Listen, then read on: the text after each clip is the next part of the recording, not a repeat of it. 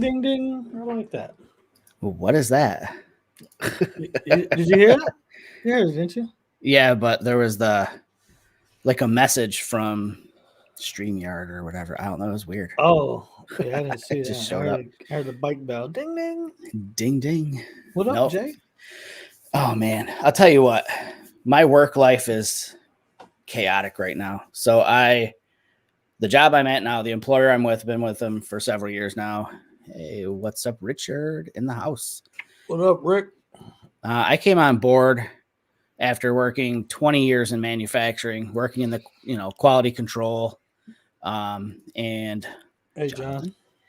And I went from that. I was let go from a job of almost 20 years right before the holidays. It's horrible, middle of my life, losing a job, and ended up landing a job in marketing, which I think most of my resume was built upon, like what I do here, right. Marketing myself, marketing for Olympus, marketing for Mirrorless Minutes, things like that. So I ended up in a marketing position.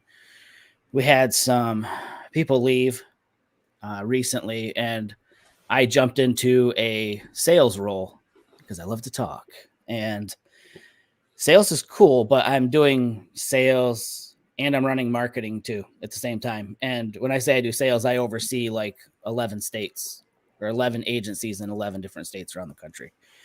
So my workload's gotten crazy. So I'm getting stressed out. Hence the gin and pineapple juice. Right, but right. Yeah, it's just been crazy. So that's what I've been up to, is just trying to cope with like hectic work days. And it'll me. What's that? I said sound like what I'm going through. And I know the chaos is gonna slow down. We're at the beginning of the year, and we schedule all of these trainings where we'll fly to the different states and show product and take people out to lunches and dinners and things like that. And it's just chaos scheduling all of that. And then COVID, throws a monkey wrench into it. So a lot of my agencies, because they tend to be the west half of the country, they're a little more conservative on letting people come in and things like that. So most of mine, honestly, are going to be virtual, but I'm still going through the process of setting up a studio with backdrop and lighting, and the logistics behind that is there's a lot of moving parts. So I'm a little fried. Are you going to be able to get to visit all your customers? So so sort of. I'm going to end up going to Utah, which is cool. I'll get to visit our agency in Utah, which is great. Everybody knows I like Utah. Oh, that's a good one, yeah. And then one of our other agencies has offices in both Wisconsin and in Minnesota. So I'll be spending some time in Minneapolis and then in Milwaukee as well.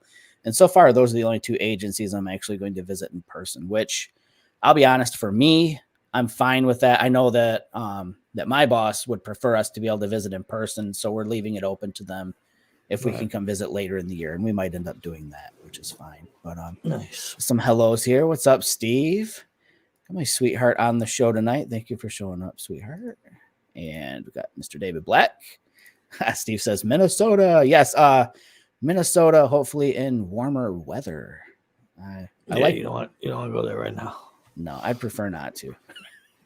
I lived there for a while. Cold. Yeah. I'm not a fan of their airport at all. So I did go to that airport when I went to Boston. I went to Minneapolis, then to Boston. It's crazy. You got to love how the way flights work out. Right.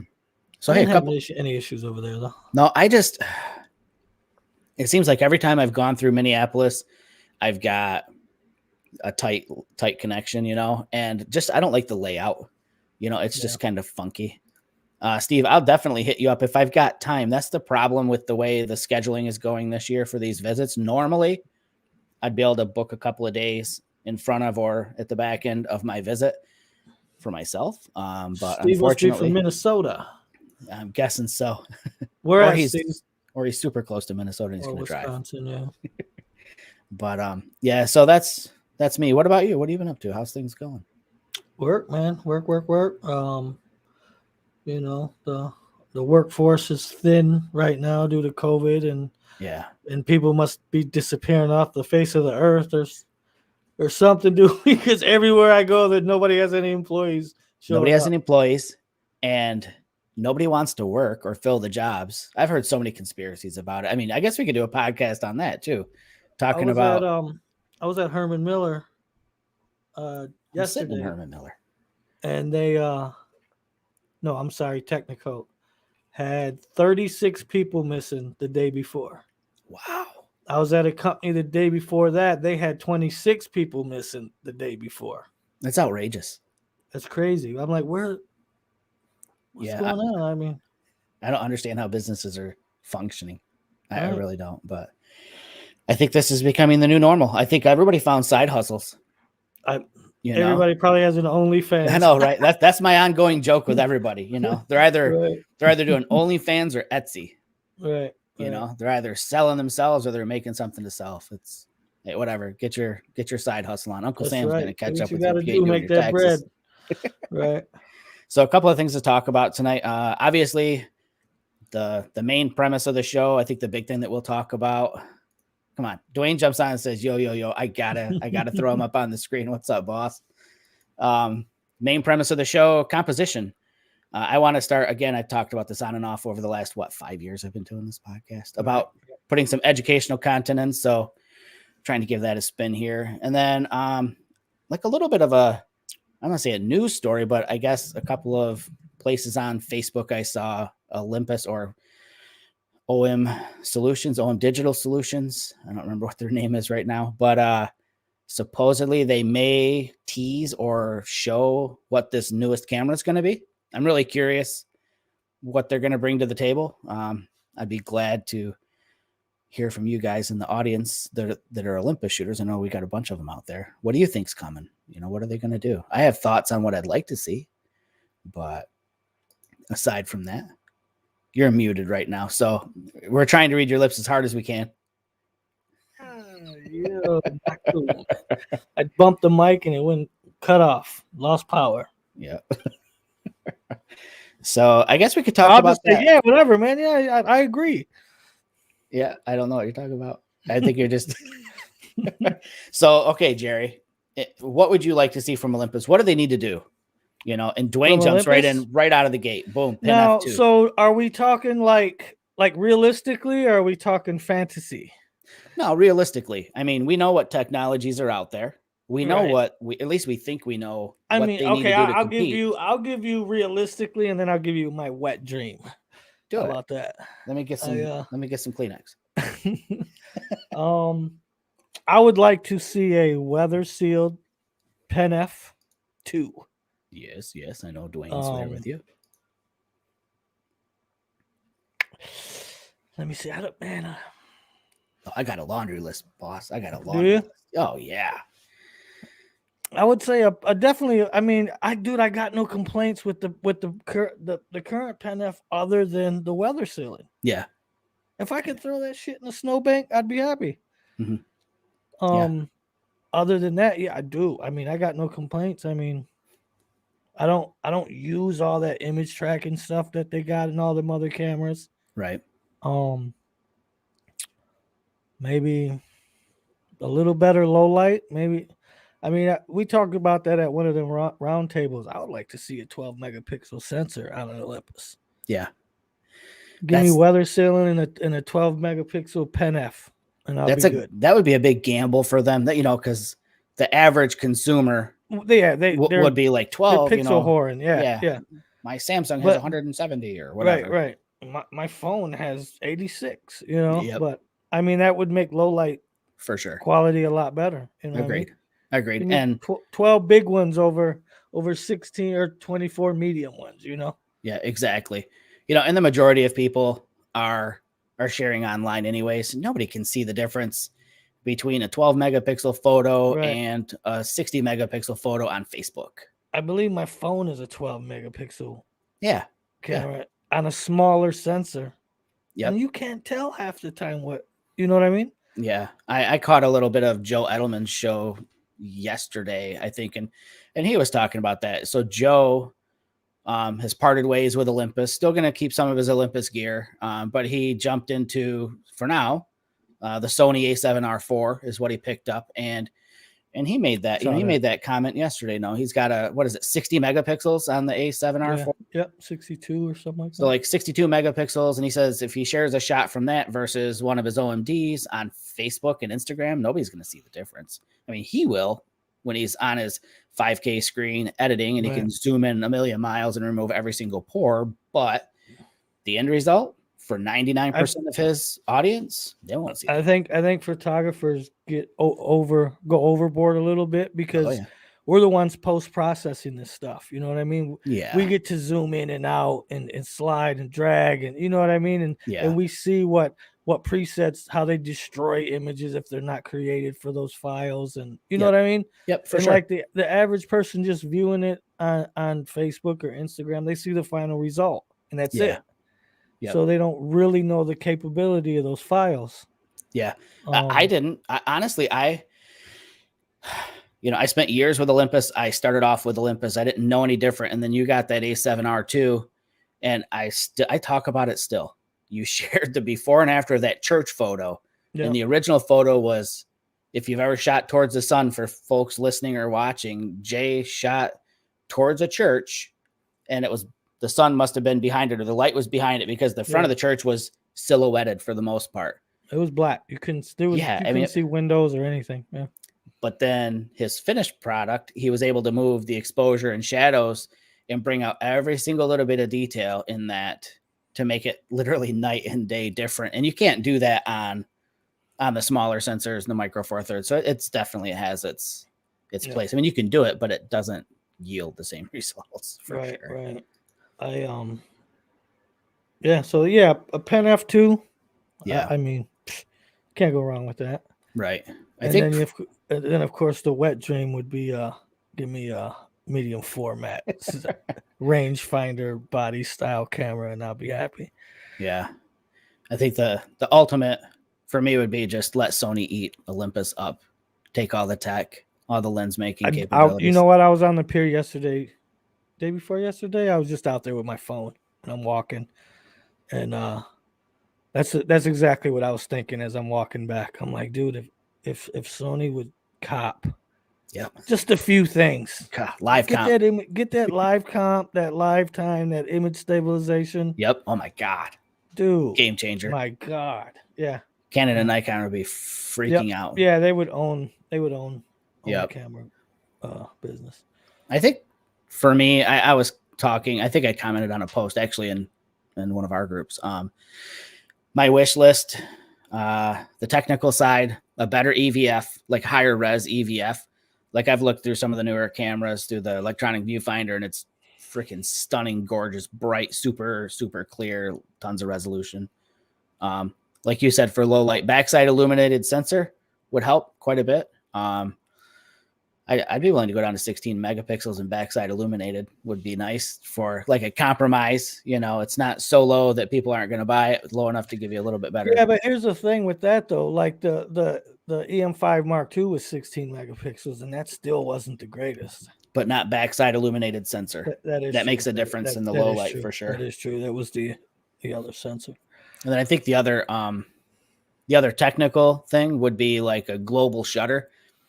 So you don't have the need for a curtain, because it can, if I'm understanding global shutters correctly, it can blank out the entire shutter all at once and back on to capture the image. I think I've got that correct. Right now, because the way it does, like if you're shooting in electronic viewfinder mode, the shutter's open, and I think it does like scan line, or like it's kind of the way a TV does, like every other row of sights on the sensor black out and then come back on, they alternate, but it does it like so fast. But you can end up with rolling shutter and things like that. Yeah. But if it's a global shutter, it's the entire shutter, or I can't even talk. The entire sensor is able to do that blackout and back on fast enough to do that. And then other stuff, and this is stuff I've brought to the roundtables for years. Number one, and these are just petty things, but so like the EM1X has GPS in it. I think it'd be kind of cool if I'm traveling, the GPS knows where I'm at in the country or the world. It should be able to know what time it is. I shouldn't have to go in and adjust my time either in the camera or when I get home and offset everything by X amount of hours so that it shows up in my metadata. And I know it's not critical for 99% of the people out there, but there are times when I'm trying to see what time I was at a place outside of my time zone, like in Colorado or Utah or wherever, and everything's off. And if I don't remember to do it before I go or when I'm there or when I get home in post, then everything is off and it just doesn't make sense. And again, that's just kind of a cheesy one, but kind of piggybacking on that, it should adjust for daylight savings time. Maybe they do, and I just didn't notice it in the menus, but my Sonys do. When you set the time, there's a thing you can check for adjust for daylight savings time. So it's always the right time. Right. And further piggybacking on this whole time thing, why not make it so that when the new year rings in, your copyright information just freaking updates the year?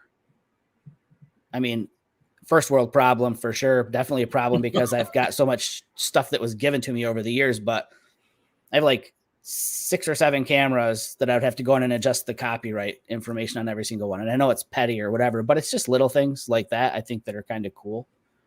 My last thing, this is my wet dream thing, and this is for any camera manufacturer. The Lightroom presets that you use, if you've ever opened up one of those files, it's just a little, basically like a text document for just to dumb it down a lot. It's a very simple file. It would be cool if the art filters on Olympus cameras or the film emulations in Fuji or the whatever color profiles in Sony, if you could side load basically like a preset that you developed in Lightroom onto your camera. So like I've got custom. Oh, so you could shoot in the preset? Boom. Yes. So it's just like using art That'd be filters, cool. but instead of art filters, it's something that you personally developed yourself. You're kind of close on the Pen F. That's what I love about the Pen F. Right. But, and I mentioned this, and everybody seemed intrigued about it at the summit, or it was in San Francisco, actually, when you were there. Everybody thought, that's a crazy cool idea. It's been years since we were in San Francisco. I don't think that idea is coming out ever, but, right. Just those are some of my wish list things for OM Digital Solutions. I think they're things that might stand out a little bit from the crowd, and I wish that they would just market better for themselves, for their sake. Right. I agree, man. A lot of people chatting in the room. So that's funny. Dwayne says, slow your roll and shoot. John Thomas, the file size was huge. I'm assuming you're going to talk about what? A7-4. A7-4. That's giant. A7R4. Yep. So Dwayne says he's going backwards. Just bought the Fuji XE2 in Panny GF1. Nice. Yep. I like my XE. It's a fun camera. I just got an XT20. David Black says a Pen F Pro would be great. There's already in an OMD S few body parts shown, so it will not be a Pen F style. Okay. Yeah, you're right. They did do that teaser that looked like kind of a revamped OMD body style. Like which one? They did a teaser a while back about their WOW camera. And it looked like an OMD.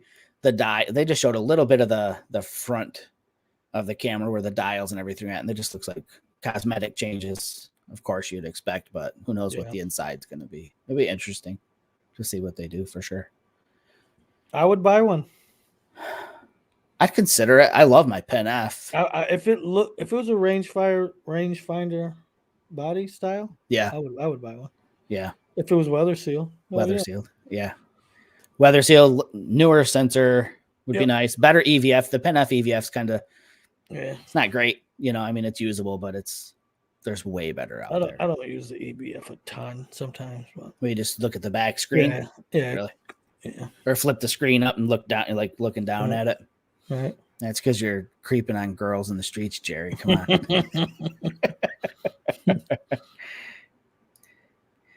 Hola. VAE FYI. I don't know what VAE means. Or I know what FYI is. You got any clues, Jerry? Anyways, Velasquez, hello. How you doing?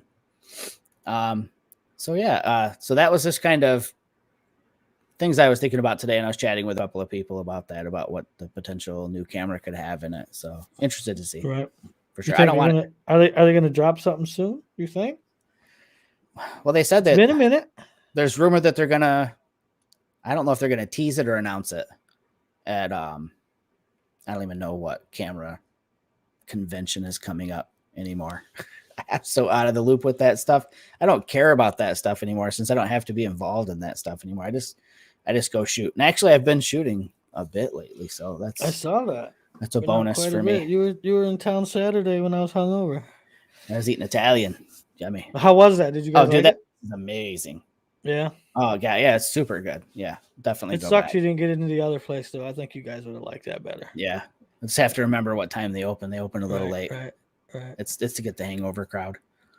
But yeah, so let's talk about composition, imaging. Right. That's what it is. Imaging Expo. Thank you, Steve. You're more in the loop than me, man. So yeah, let's talk about composition, dude. This has been a fun journey for me. Composition, learning composition, and figuring out how I like to compose and things like that. So do you do it? So when you say how you like to compose, Mhm. do you keep it similar every time? there's definitely, I'm gonna say there's two camps with me for composition, and I'm gonna show one tonight, and I can pull up a couple other images while you're sharing yours to show what the other example would be. But I can jump in and show what I'm talking about if you want. Yeah. Let's see. All right. I'm just curious because, like, I see, for example, if you ever seen the Vivian Meyer documentary, Yeah. a lot of her stuff was shot at waist level. Yep.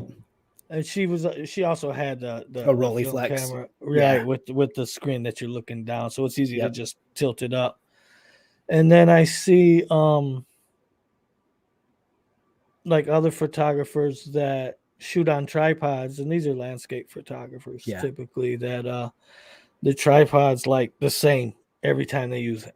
Right. You know what I mean? So you're Yeah. shooting, you're standing straight up and you're like this in your camera every single time. Yeah. I don't use a tripod a ton. And I know for a fact if I'm on a tripod, it's not the same every time. And I'll talk about that a little bit, but I'll just get rolling with this here. There we go. So actually, let me share it this way. Sorry, I want to do it a little bit differently. I want it to actually. There we go. Let me do it this way. Boom, boom, boom. I want to share the application. I think it'll fill up better. It doesn't even make any difference at all. Okay. So I'm basically going to give the image, and then I'm going to talk about the composition in the next screen. So here's the final result right here. And let me make sure I'm active on the right screen here. So just a sunset. You know me in Barnes. This one's not too far from my house. I don't get to hit it very often. The sun doesn't work with it really great. It's kind of tricky to get it to work, so I have to depend on really dramatic skies because the sunset's really far to the left of that. But if the clouds is it hard to get a good angle on that location? It is because for one, it's way, way, way out in the field, and this is zoomed in. I don't remember what camera I'm using. I think it's the Sony A7 III, and I'm probably using the Tamron 70 to 180. Okay, to get the shot. It's way out there, and you can't get out in the field. I mean, usually at the bottom of the hill there in front of the barn, it's a gully, so it fills with water, and then all the other areas are crops. So I'm not about to walk in it, but so I just kind of get stuck shooting from this angle. But this is the finished product, and I like to use like the golden ratio or the Fibonacci spiral or what have you. And it's funny because like in the Olympus cameras, and I'm not sure if you can even do it in the Sony, but you have an overlay for like rule of thirds. This is similar to the rule of thirds in a way. You can see I'm kind of occupying like the lower left third of the image. But when I talk about how I like to compose, I went out early in photography. I would shoot a shot really like a lot wider, than maybe it was good. And then what I would do is I would go into post, and then in Lightroom, you have overlays for this golden ratio. And I would throw the overlay on, and then I would start cropping and adjusting my photo to fit that, to put my subject in, what is, I guess, classically considered a more pleasing location based on this. And there's psychology that goes behind this. If you start Googling and looking on like Wikipedia and different, whatever technical papers on the Fibonacci spiral and the golden ratio, like it's been used throughout history in composition for paintings and for sculptures. It occurs in nature. For some reason, to the human mind, it just makes a more relaxing, calming, pleasing image. And I think I read that somewhere early in my photography, and I started using that in Lightroom. And after using it for, a while in cropping, a year or something like that, I just see it now. Like I just kind of know the flow and feeling of an image. So that's what you'll see in a lot of my photos.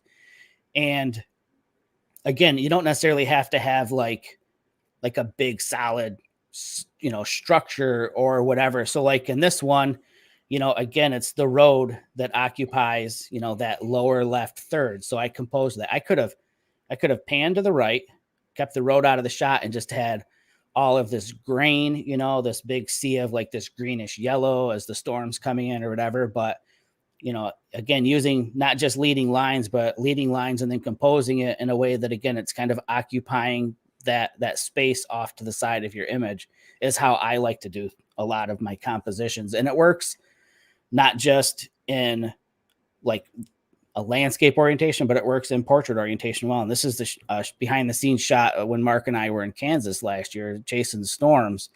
And it's not 100% like dead on, like on that spot, but you can still see that my eye and my mind kind of think the same way. I always end up working this way. If I've got I'm going to say like an anchor point. That was like a term I used to use all the time before as I was looking for an anchor point in my photo, something to, well, anchor the image down, a focal point. So I even do it, like I said, with people in the shot. So go back through, and it works in portraits. And if you go back and look at classical paintings and stuff, you'll see that the same thing happens in paintings of people and stuff like that. Again, not dead on, but her eye still falls into what is going to be, this really tight area within that, rule of thirds section of this image, the way it was composed. And again, this isn't cropped to be that way. They don't always fall perfectly like in the tiny little square or something like that, but you get the general feel for how these compositions start working out. And again, it just kind of happens in everything. And this is just a rule of thirds overlay. This is like what you would see in your Olympus camera. The owl isn't all the way to the left because that would just be, for me, I would feel like an uncomfortable location for the owl to be, because you'd have nothing on the other side of the frame at all, really, to fit him over there because he's such a small part of the subject. But still, it's skewed so that the owl sits really far over to one side in the frame. And like any other rule, you can break it, right? I mean, this is not rule of thirds. This is not golden ratio, Fibonacci spiral. The house is dead center, but inside of the image are little vignettes, little sub images, I mean, and you can see if you just frame the house, now we're working the moon into that same space. It's that same kind of golden ratio or what have you. So it's kind of how I like to work.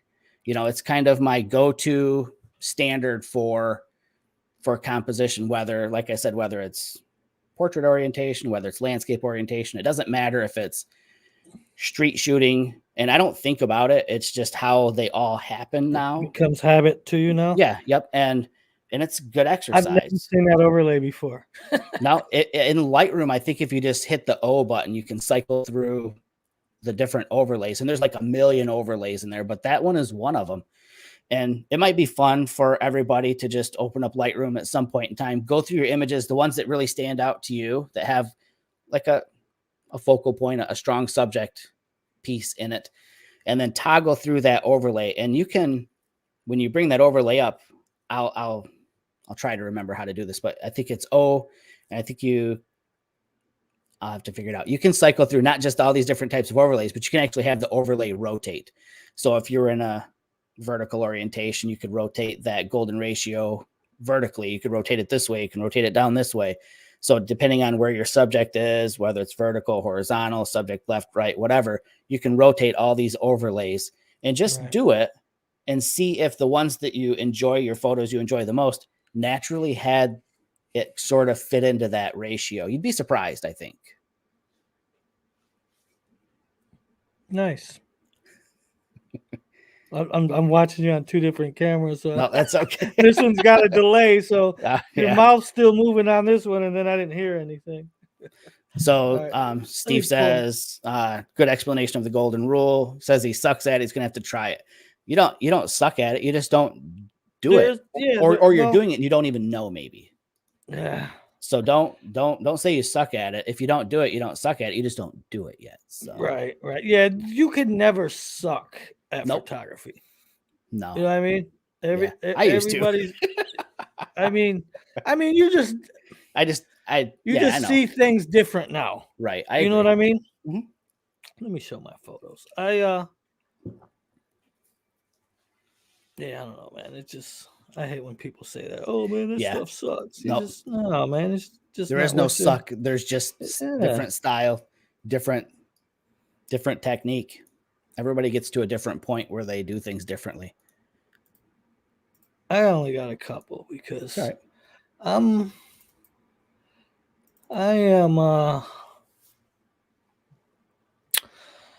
a big fan of not following any rules. Well, no, that's perfect. For me, it's what catches my eye is what I'm shooting. You know, I don't care if it's on the left. I don't care if it's on the right. The only thing that I do try to do is take out any distractions. Yeah. That's a big one everybody overlooks. They don't pay attention to those and this is a perfect example right here. Like I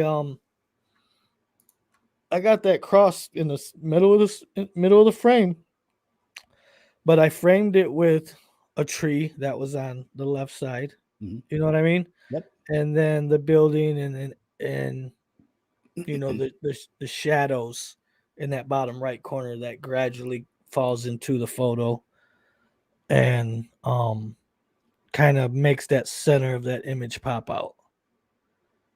And this is just one of those things, like, man, I don't know, I don't follow any of those rules that you see on YouTube or wherever where people are saying, oh, you need to shoot rule of thirds and stuff like that. That's something that I never really followed. This one here, on the trees on the right, and then you can see the lamp post on the left at the very edges of the screen.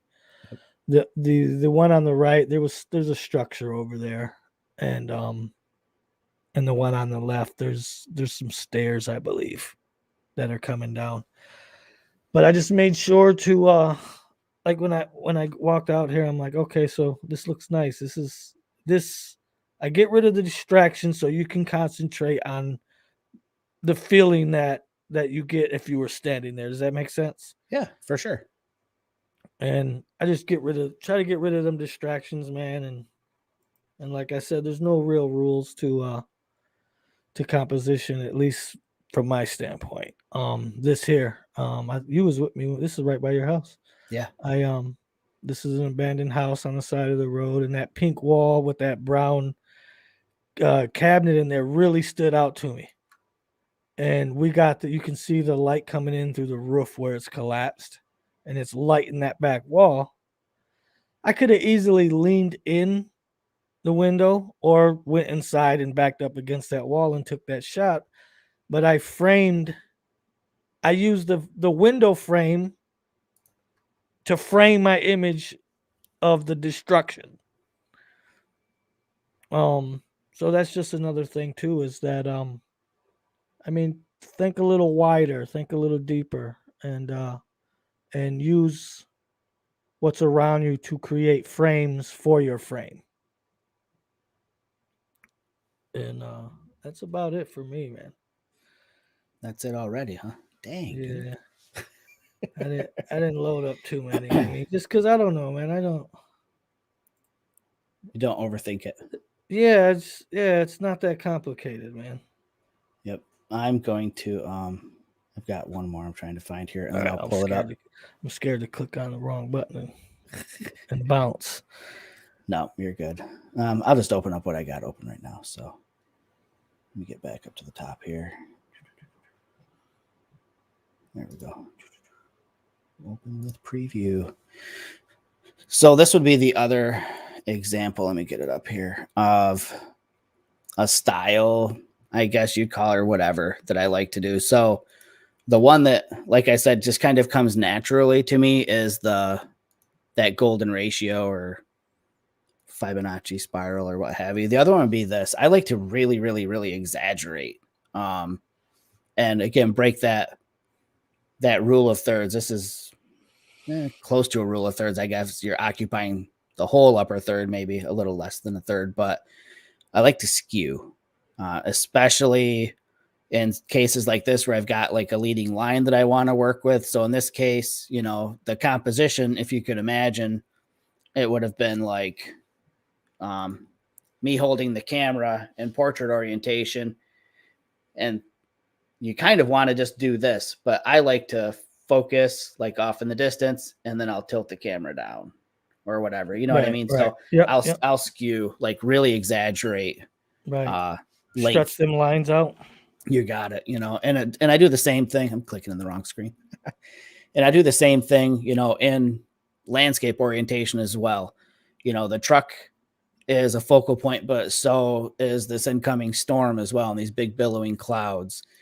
And sort of the same with this one, I kept very little sky at the top and just focused purely on the foreground elements, because those are stronger points.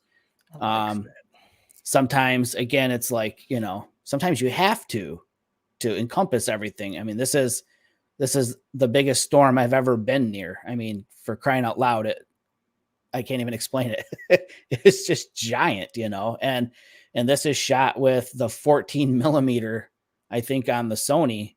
And you know how wide of a view that is. And I still had to crank that thing like way up to fit this cloud in, and still obviously didn't even come close to fitting in. You just got more more headroom space on top. Yeah, for sure. And then the same with this one. It's not quite as extreme, but I did still kind of, pan down, and I wanted that path leading into it as well. So, again, I guess my two styles would be one that just naturally falls into that golden ratio, that spiral or what have you. And then the other one would be just really extreme exaggerations one way or the other, skewing, I guess. Right. It looks like we're getting like crazy spammers. So we'll just block this user and this one. Hopefully they're not like really cool people and they're saying something in a language that I just don't even understand, but it doesn't appear to be that way. So, those are my things, and I just encourage people to do it differently, like Jerry said, break the rules. Don't even pay attention to the rules. You've been taught rule of thirds. Yeah. Shoot what you think looks great. Pretty much it. Drink what tastes good. That's right. But what do you got there? I have pineapple juice and gin, and it's not pineapple juice and gin. Yeah. Yep. I don't have any weird. I don't have any like clear rum. I've just got dark rums left, and I like that dark rum a lot with Coke or on the rocks, so I'm not going to put it in with pineapple juice. But so I got some Crown Apple. Yep. And Cowboy sent me a photo. He has some Sailor Jerry's apple rum. No. Have you ever had that apple rum? Not apple rum, no. Yeah, me neither. I don't know if that's be too sweet though. Yeah. Give it a shot. I mean, hell, the rum. I'm going to get a bottle. You need to get the Cricut out and make your own label for it, or have Shelly make you one or something. Put a label on it. Sailor Jerry, photographer Jerry's apple rum. But yeah, so that's just kind of what I've got as far as composition goes. Like I said, I know that there's like a million ways to do things, but those are the ways that I like to do it. Seems to work for me. I mean, everybody does. They shoot what they think looks good, you know. Yep. Yep. And And it's nobody's. There's always going to be somebody that don't like your stuff, but then there's always going to be more people that love it. So yep. Yep, for sure. the thing I learned over time is don't let others dictate your style. No. That's a really good thing to mention, because social media makes it that way for so many Right. people. Oh yeah. Everybody People are falls freaking victim to it. depressed all the time because of what other people say to them on social media, dude. It's Yep. wild. Or it's hard not to see things and feel competitive. I think that's human nature, is to have like a competitive streak. Maybe it's a guy thing, I don't know. But like, I'll see a shot and I'll be like, dang, man, I wish I could have got that. I'd love to be able to get that one. How did they do that? Like, it's not that I'm like hating on them. I'd never diss anybody or anything like that, but I'm like, man, how come I can't do that? Like, there's a little twinge of jealousy, like how are they pulling this off? Like, I shot the same thing. How are they doing this? It's just this desire to be able to do as many things as you possibly can, I guess. At least for me, anyways. For me, it's more like, damn, I wish I was there. I'm stuck here in cold ass Michigan. It's only supposed to get worse, I think, later into the tomorrow weekend. it's going to be like 5 degrees tomorrow or something. Yeah, it sucks. It sucks. But at least we've got ice coming, right? I mean, well, that's the thing. We don't got much anymore. Well, we will. It's coming. Hopefully it gets windy tomorrow and it's 5 degrees. That would be nice. And start coating everything. Yes, something. Yep. But that's all I've got, folks. I'm out. I'm fresh out of talk.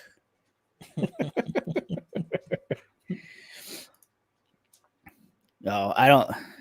I'm assuming you're talking about Jerry, because it ain't me. So what's that? Steve says he does that when he's looking at your photos. But says what? Says, damn, I wish I was there, or damn, how did he do that, or whatever. But that's I've been doing that since day one in photography. There's always somebody doing something I want to know how to do. And of course, there's always somebody that's somewhere I want to be. So here's a little trick that I learned early on. So what I used to do early on in my Photoshop and Lightroom days, I would, if there was a photographer that I really liked their image, I'd save that shit to my computer. And then I would import it into Photoshop or Lightroom. And then I would find one of my images that are similar. Mm-hmm. And I would try to duplicate the edit. Yep. Not to use it as saying, look at this it. picture I took, but to basically learn what I can do and how to achieve something in Lightroom or Photoshop. Yep. And that's the big thing too. Right. Go ahead. And then over the time, I just use that to kind of create my own presets and styles and stuff like that for the images that I take. That's exactly what I was going to say. You take all these things you're learning from everybody else, and you're not going to do it the same, but you're going to end up developing your own style from it. Right. Yep. I mean, I don't know if I have a style, as long as you're blatantly just copying somebody's the way somebody. I mean, because and it kind of sounds crappy to say somebody's style. Like nobody's shooting today has invented any of this stuff. You know what I mean? No, yeah, but and it's some people are more known for certain things now, and yeah, for sure. Brian Minear and James Lennon come to mind. I can spot their stuff a million miles away. The color treatment that they do for things. Yeah, definitely. Anytime I see one of Brian's shots, I know it's Brian's. Yeah. But so that's about it, folks. That's all I got. I'm gonna go chill. I got a big drink to finish. All right. Well, thanks everybody for coming on tonight. I hate that I say fur. It's such a Midwest thing. I cannot stop doing it. I don't say for, I say fur. Thanks for stopping in. Don't you know? I can't do a Minnesota accent.